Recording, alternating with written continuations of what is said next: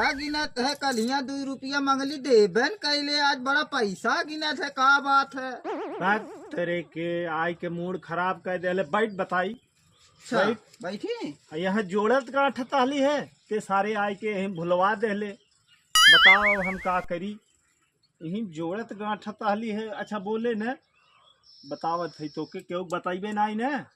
क्यों बताइबे नहीं न? नहीं क्यों बताए नहीं। हाँ तो बताइबो न करे, हम तो ही बतावत है ते संगरी रहे ले न ते बता देते। अच्छा, जानत है का सोचत है? का? इतना पैसा बहुत दिन से चोरवाए के धैले आले तो के नाई देता हली एकरे नाते हाँ, कि कहूं ऐसने जगह लगाई कि अच्छा। ताकि कुछ लाइफ सुधर जाए। हाँ, हाँ देख, हाँ, हई धैले है न, हाँ, हई धैले है एक के संत कबीर नगर खरीदे खातिर। संत कबीर नगर। हाँ। 5 रुपया। अरे तो के 5 रुपया लौकत बा, हम पूरा संत कबीर नगर लौकत बा। और ई छोड़, हाँ, हई देख हई बस्ती खरीदा।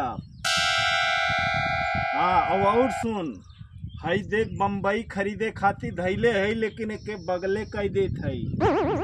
और एक के बाद में काहे कि अभी हम महंगाई ढेर बे, जब सस्ताई तब खरीदब।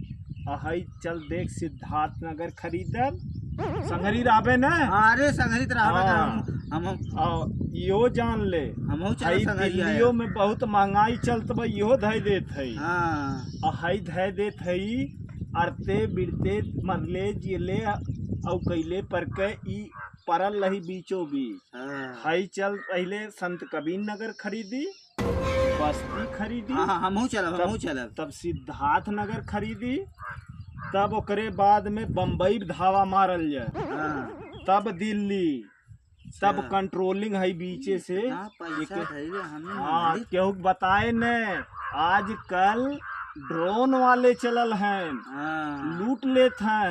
लेकिन बताए न, अब बिहान से सारा पैसा हम खर्च कर दे और कुल खरीद के रख ले।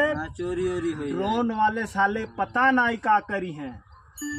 हाँ अब चल कुल बटोरत है, हल्ला न करे। हम लेकिन चला।